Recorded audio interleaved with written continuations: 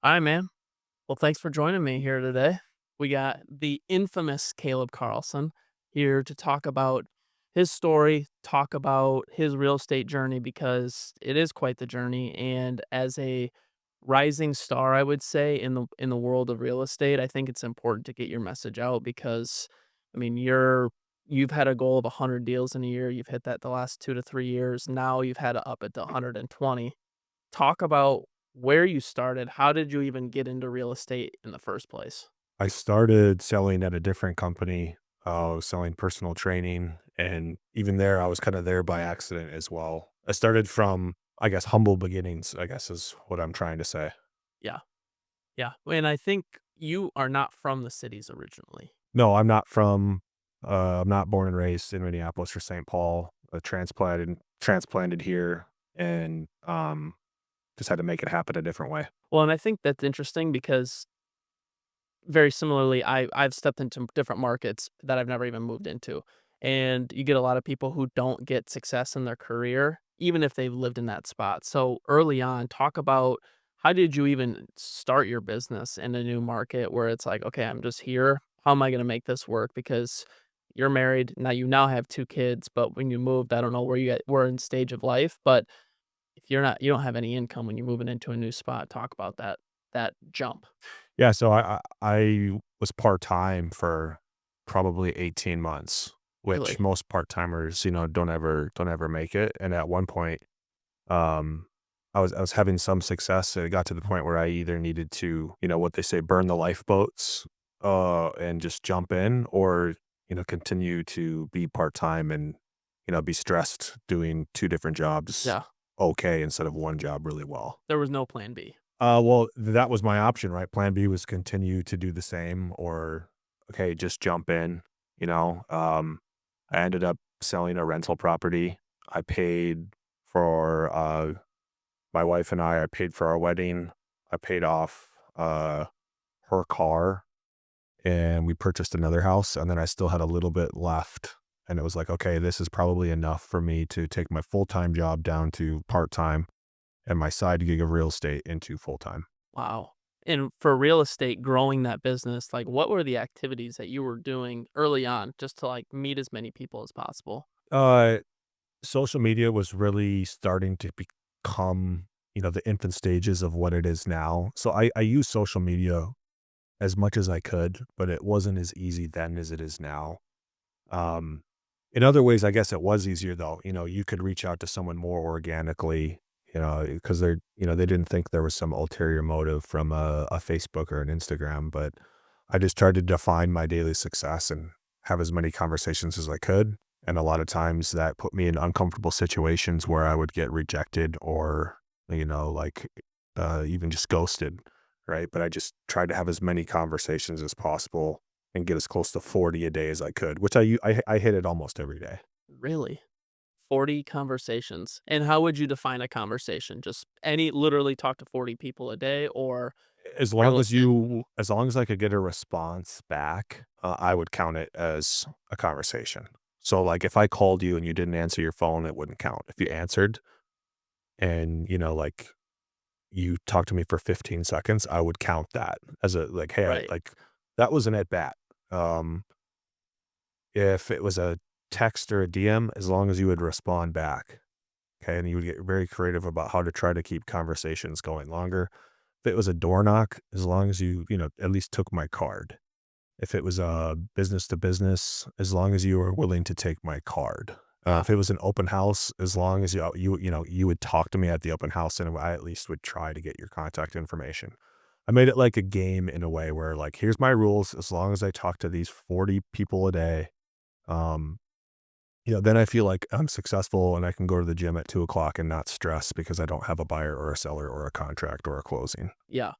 So even now, has that transition to you're still trying to do 40 a day, or are you to a point where you feel like, okay, now I define my daily success differently? My daily success now has nothing to do with how many conversations I have. All those seeds I planted over the years, some of them have grown into amazing relationships or trees, and some of them didn't pan out. Now I think all I'm trying to do is continue to build my brand and continue to help people know, like, and trust me. And also, as part of that brand, real estate is one of those arms. Yeah. Well, and I'm jumping ahead too. So like what does that look like 5 years from now for you? So if you're saying, "Hey, it's not I'm trying to grow my brand and expand as wide as possible, but also maintain a level of service." What does success look like 5 years from now for you? That's a great question because I was always trying to like climb that 100 transaction mountain and it was so difficult. I even remember back to when my fourth year, I was trying to do 40 deals and I thought that was just huge. Like, how am I going to do it? Right. Um, Now that I have that done, I'm still building out what 5 years looks like. To be honest, I think the number of transactions, will continue to just grow because of, you know, uh, relationships and referrals and systems that I have in place that allow me to do more.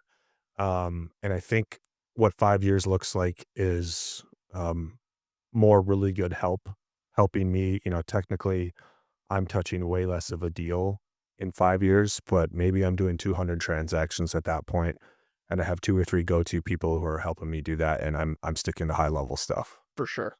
For sure. And from a client experience standpoint, and I think this is important too, because I think some people hit a certain point, or at least in real estate, it's really hard to scale. Because you're the face of it all. And it's not like you can work remotely and show houses. Right. So how do you maintain the client experience from going from 10 deals where you can be involved from every single part of the process to 50 to now 100 to 120? How does that client experience look like, or has it evolved? I think it gets better. If there's 10 parts of a transaction, I know for a fact you're only gonna be really good at 3 or 4 of them, and so you figure out which 1, 2, 3, or 4 things are really good at that transaction, and then you go find someone with as much passion and care as you, but is good at different parts of it, and you partner together or they work for you, Yeah. or, like, that I think the client experience gets better as long as it's framed correctly from the start. Yeah. Something I used to tell all my buyers is early on is I would say, "Hey, like, I'm really controlling of the experience, and I wanna make sure, like, this is the best thing ever, and to be honest, unless it's an emergency, I'm gonna do every single showing," right? To how I frame it now is, "Hey, because I am constantly networking and trying to find you off-market opportunities, and I have 30 buyers right now, I'd like to say that I'm gonna do most of your showings, and I probably will, but there are gonna be times when the perfect house becomes available, and speed is gonna be one of our levers that we'll wanna pull to be competitive. I'm actually gonna have you check it out with one of my main agents, Jared. You know, Jared's great. He does the same things I do. If it's an amazing property, we'll always connect together afterwards, and work on negotiating the best deal to either win or to the best deal to, like, get you a financial win. Yeah. And what was that breakthrough moment where I was like, shoot, I'm at a part of my business where I can actually scale this up and give this client experience where don't have to be controlling, and you can actually give up control for delegation and M scaling. My business exploded 3 years ago when I could not do it all. It was forced. Um, I think my wife was either very pregnant with our firstborn or he had just been born. I think it was probably still in the speed market of 3s and 4%. So it was just a necessity. I think that year I did maybe 80 transactions, and it I had no choice but to evolve, or, the experience was bad because I couldn't get you into that property Saturday at 8. The soonest I could get you in was Sunday at 5, Right. and there were 18 offers due Sunday at noon. So the market forced me to adapt if I was gonna continue to chase winning, which I love to do. Right. And how would you coach an agent up now that's okay, someone that we know, Sam, who's gonna be a stud and he's probably gonna hit a point in this business. Like, what's a conversation for someone who's a young agent who wants to win? And it's like, okay, at what point would you encourage them to pivot earlier? Or would you tell them to like still suffer through those same things that you suffered through in order to learn? I think, letting go of control sooner can cause growth faster. Will force you to put systems into place. It'll force you to bring on other people to collaborate with. But there's a lot of learns in doing every step, all 10 of those items as well. There's great learning moments in there too. The late great, he's not late great, but, the dude who sticks his arms out, Chris Lindahl, I think I was listening to him talk 7, 8, 9 years ago, and he had said, if you're doing once you get to 50 to 60 transactions, you just cannot do more than that and do a good job without adding people into your, whether it's an assistant, whether it's a showing partner, whether it's just like a full-time TC. That was his thing. And I think everyone has a different capacity. Maybe his 60 was your 40 or my 80 or, somebody's 20. But once you feel like you're at capacity, if you want to do more, okay, which part or where are you going to let go? Yeah. And for you, was it just literally like writing down, I'm good at this. I want to continue doing this. I'm bad at this, or I don't want to do this anymore. Like, what was that in your brain? Like, okay, I need to actually let this go. And it was more freeing because I think whenever you scale or whenever you bring on somebody, there's a risk of, okay, I'm going to spend all this money and I don't know if it's going to work out. And I think that's a big fear for a lot of people in order to put in a VA or hiring a TC or something like Mhm. that. Talk about what that in your brain was like. My fear was always like, great, I'm going to bring somebody in and they're going to work for me for 2 years and then they're going to leave. And how I got over that fear was to make sure that I'm not just bringing them in to help me. I'm bringing them in so that they can win with me. And if winning with me is them going solo down the road, I truly am at a spot where like, that's awesome. I'm happy for you. So obviously when you're in real estate and you work with buyers, there's a time. That's just like I can only be in so many places at one point. So that's obviously going to be one of your pain points. But then maybe it's you're horrible at writing PAs or you're horrible at the paperwork afterwards. Or you're really good at that paperwork, but you don't enjoy showing houses. You don't enjoy, dealing with the emotions at the properties. Just got to figure out where are you in your zen of greatness? Yeah. Which part of it? And what did you have a mentor getting into the business or like studied up like, okay, I want to get really good at the sales side, the prospecting side, or I want to be really good at having these conversations? Did you have any mentorship, coaching, or anything over the years, or were you pretty self-taught? I wouldn't say I was self-taught. I was consistently observing what the top producers were doing in our market, you know, um, and either taking like, oh, I really like the way they do that. I want to find my version of what they're doing. Or also, that doesn't make any sense to me. Let me make sure I pivot away from that direction. So I didn't have a specific mentor, but I had consistent interactions with great agents in the marketplace. And I wasn't afraid to ask them to collaborate or to give or to share. And many times people wouldn't, but I think we're all surprised. Like there are plenty of people who have no problem helping with the no expectation of a return. They just want to help people. Do you find that many top producers in our market uh, are willing to share for younger agents, or with the expansion of teams, they're kind of like, if you want access, you have to be on our team? Uh, there are definitely people like that. And I would say, there are more people like that than not. However, there are still a very good amount of people at the same time who, if you're asking in respectful ways, they're going to be more than willing to try to help you. Yeah. So it's probably the reason they got into this business originally is to help people. Yes, they want to make money, but they originally at one point liked helping other people, and that can include agents as well. Yeah. And I think too, it's an interesting point too of just with the expansion of teams, like how it's just blown up, I would say, probably over the last 3 to 5 years. Mhm. What's your mindset on just the team atmosphere overall? I know you have a team, but you seem very much more like, "Hey, I'm gonna give you all the tools that you need to succeed. I'm here when you need me, but, like, go." where some people may have different philosophies where like, no, literally you are my you work for me, you're gonna do the things that I want to do. And I mean, I always say I'm a walking oxymoron in that, yes, I have a team of agents, but I never really wanted a team. I don't, for me personally, I don't think a team should be a big part of my personal P&L. But at the same time, if someone feels like that they can grow by having more proximity to me or my systems or our branding, then by all means, we're happy to have you on, for a fee of either your time or a commission split. But yes, it does seem that, you know, slightly pre-COVID into COVID, those years, it's you're either on a team or not, or you're almost always on a team if you're brand new.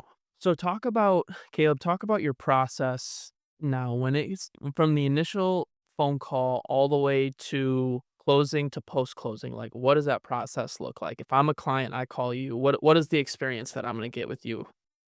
There's a heavy emphasis put on, for me now, is framing it like, hey, this is what's going to happen.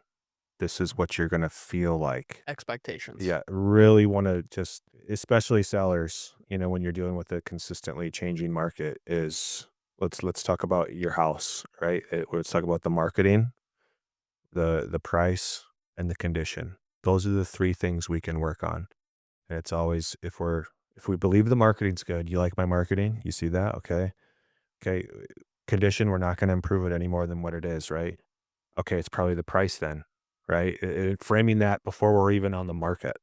Um, Ideally, we're selling it immediately, but anytime you're selling or buying the biggest asset in your life, obviously some emotions come into play. So I want to have a point of reference for them to pull their emotional brain back to their logical brain and go, hey, we already talked about this. We were wrong if it doesn't sell. If we think the marketing's good, the condition is good. So a lot of framing is what it looks like now versus, a younger Caleb would just be tempted to show up like, "Hey, my name's Caleb. Yeah, we can sell it. What do you think it's worth?" There's still a lot of my processes that look like that, but strategic framing, I think, is really important. And just, asking them, "What are you hoping to get out of this experience other than, $1,000,000 in your pocket or your dream home secured?" Right. And then do you find that's where a lot of agents miss when it comes to these listing presentations? Like, oh, I just got fired as the listing agent. Like, what do you see? What is a huge miss by young agents right now if they're taking a listing meeting or even taking a buyer's presentation? I think probably not listening to their wants, not connecting with the empathetic side of the sellers, and just not having enough emotional chess experience to understand what the seller's going through, what they want. Are they the someone where you need to show them a ton of data? Or are they someone where you need to connect with them and have a cup of coffee for 30 minutes with them so that they know you care? Yeah, Really trying to understand who your buyer or seller profile is and how you can best serve them. for sure. So now they sign up with you and talk about like from that listing experience, it goes live, you get some offers. Like what do those conversations look like now with that seller? Like, hey, we have 4 offers. What did it look like before is like, you know, I sent you the offers. Let me know when you want to go through them, right? Versus, hey, I sent you all the offers, including summaries of each offer, pros and cons. Just Yeah, my skill set was, hey, I'm going to be very chill and help you not be stressed. Versus, hey, now I'm still going to be very chill, but I'm going to be extremely professional at the same time, so that I'm appealing to both or more types of sellers. yeah. Oh, and that's where the client experience comes from, right? Mhm. What does then it's under contract. Are you doing weekly updates or are you pretty reliant on, whether it be transaction coordinators, lenders to help assist with some of those things? If we're under contract, we're touching base quickly, just letting you know where it's at. And it's usually for the way I run my business, it's usually going to be a text. For not under contract, I'm typically sending you all the data via email. And then I'm probably either going to call you or text you, depending on what type of seller I have, maybe Monday or Tuesday, and say, hey, this is what I saw. This is what I sent you. Did you see the email? Did you review it? You know, and then we have our conversation of marketing, condition, price, Yep. and then time as well. Because obviously some properties take time. Let's talk the downtown market here. Like you're not going to price cut after 10 days. You're probably going to look at price cutting after 30 to 60, depending on which building you're in, what's your HOA like, Right. that sort of thing. Yeah. And then do you time block a lot of these these reach outs, or is it like, "Hey, it's Wednesday, I just thought of this, I'm gonna shoot him a quick text." I don't time block other than I want certain things to happen on certain days. Mm, So I have systems in place with people that help me run my business to send a lot of the logistical emails out, which is that doesn't fill my cup, that drains my cup. And then I'm big on as things happen, I'm either doing it in the moment or I'm scheduling it to happen with like a send later text or a send later Outlook email. interesting. Yeah. And I think too, I mean, that's the send later, that is actually like a game changer with the new text with the most recent iPhone update. Mhm. It just sucks when somebody doesn't have an iPhone and you try to schedule Yeah, I text. mean, there's so many good ways to use it. I just sold a rental to a client and then I helped him find the tenant and, they moved in, call it like May 20th. And I immediately put a send later text for June 1st saying happy landlord day question mark. Like, hey, did the tenant pay? Are they helping pay your mortgage and are you building wealth? And that's something that was really easy for me to do in that moment, but who knows what I would have been thinking about on June 1st, right? With Right. what else was Yep. happening. Well, and I think too, did you have to help them find a tenant? No. Did you have to send that text? But it's just small stuff like that where it's you become likable. For sure. And that's truly what sales is just being relatable and likable. And people will probably work with you if you have some sort of If competence. you do what you say and have some sort of competence, there's a strong chance that you're going to get some level of success. And how have you built rapport with clients quickly? Because I think, granted, probably now it's mostly referral or past client base, but there's also still a level of like, I need to be able to show this person that I'm likable. They can like, know, and trust me very quickly. In person, it's finding your common ground. You know, how do we know each other and um, through what avatar or venue or where do we have some sort of commonality, right? And let's make sure we touch on that. And then let's also focus on you. What do you like? What are you doing this weekend? How's your family doing? Right? Always focus on your client, right? That would be thing one. And then the other thing too is when you're not with them, how are you showing up? How is your branding? Whether it's on social media, a newsletter, do you handwrite? How are you showing up to them? What do they think of when they think of you? Hopefully real estate, but what else do they think of? Are you really into a certain specific hobby? Is it your family? Do you like to do outdoor stuff? And you can have 18 hobbies, but I want you to show in your brand like 2 or 3, Right. maybe 4, so that they're just consistently thinking of you in relation to these other items. And then they'll ask you about them. And what are your hobby? Well, what do you like to show to clients? Like, I know what I would answer for you, but I'd be curious to know, like, what are you trying to portray? Well, everyone, thinks I love basketball. I like it. I don't love it. Everyone thinks I love my family, which of course I do, I just like right? them. Yeah, I like all. No, for me, it's family. I like to be active in the basketball community, at all levels. And then, yes, I do a lot of real estate, but I don't want to make it about the transaction. 90% of my marketing isn't about the transaction. It's about the experience during the transaction or the experiences Right. during the The transaction, story. the story. Yep. So once you get to closing, like, what is a client's experience with you post closing? Post close, I would like to continue to have a relationship with you, but I also don't want to like call you on your birthday or call you on your home anniversary. I don't want to reach out to you in ways that are like, oh, that for sure was put in Caleb's calendar, you Yeah. know? So, if you're on social media, that's really easy for me to just keep up with certain life events. Example, I just had a client, they had a baby last week and I sent them a box of diapers, right? Yeah. So that's little things like that. Uh, I got a million of tricks like that. I like to live in people's mailboxes and try to just let them know like, hey, this our relationship wasn't just about this transaction. I enjoyed interacting with you and I want to continue to interact with you down the road. Maybe there'll be in a real estate transaction, maybe it won't. But you got to be genuine about that. Too many people are focused on, they're not focused on the relationship. They are just in that transaction and they're on to the next one. And they completely forget that that transaction is what's going to get you, 10 more. Right. Yeah. And is that something that you're comfortable? Do you ask for referrals, or are you so present and so genuine and authentic that it just feels like, hey, Caleb was my guy, and no matter what, my family, friends, coworkers will work with Caleb? I've always really struggled with asking for referrals, and I found that my own version of that was telling people what my goals were instead of asking for referrals. And that just felt more comfortable for me than, like putting my hand out. That's just what and if you find a way that feels authentic for you, do it. But what felt authentic for me was telling people that like, hey, I have a massive goal. I'm trying to hit it. And I really want to thank you for being a part of that. And I tell all my clients what my goals are, in my monthly. It's just so that they see where I'm at and, they see what I'm trying to do. And some people will never ever send me a referral. For sure. But I believe that my referrers actually will refer me more if they understand that it's tied to something bigger. Yeah.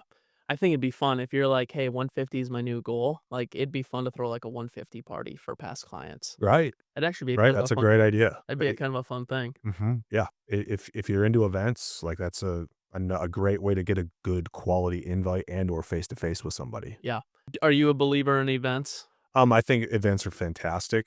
As a extroverted introvert, I struggle with them, They call but that an ambivert, by the way. is that what they're called? Yep. Yeah. Yeah.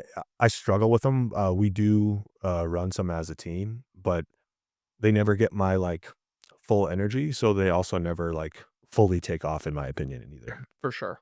No, I think that makes sense, but in even having success with that too, it's like that you may not get the full probably potential out of it, but obviously, even if you do it and you get people that see your face, see you smiling, I mean, they still love that. And your people that show up are the people that love you and your highly extroverted clients, Yeah, but if there's 12 ways or 12 tactics or 20 tactics to like build a really good business, like you only need 3 or 4 of them. And we're constantly sold more. And it's just like all the different things you can do in a transaction. Figure out the parts that you're really good at and then, find partner with an event agent and have them. is that a thing? I think if you're in any way collaborative, it would not be hard at all to co-host an event. And you both, if you have an abundance mindset, are not worried about like, oh, what if my clients connect Oh yeah, Jared? Who cares? right. In my opinion. Yeah. So we'll pivot and wrap this up, and it's focused on if you're a new agent and just new agents in general. Like, what are non-negotiable skills that a new agent or someone who wants to succeed at a high level in real estate? What do they need to have? Some level of structure, dedication, and motivation. I think everyone does better in structure, but a big draw to real estate is freedom, be your own boss, entrepreneur. So if you can consistently commit to a structure, like for me, it was I'm going to get my 40 conversations in, and the rest will work itself out. Um, if you can consistently do that, get used to rejection, and find ways where you feel like you're being authentic in having conversations versus, hey, hopefully I talk to Jared and hopefully we buy a house. If you're cool with the actions and not the outcomes, that's when I think you'll achieve success greater or quicker. Well, and I want to make the point too for having those conversations. We met on social media. So like we did not meet, we don't know it. We didn't have any mutual connections when we met. So it's more like to your point of having the conversations, find that common ground. And I would say find people that you want to have conversations with. Yeah.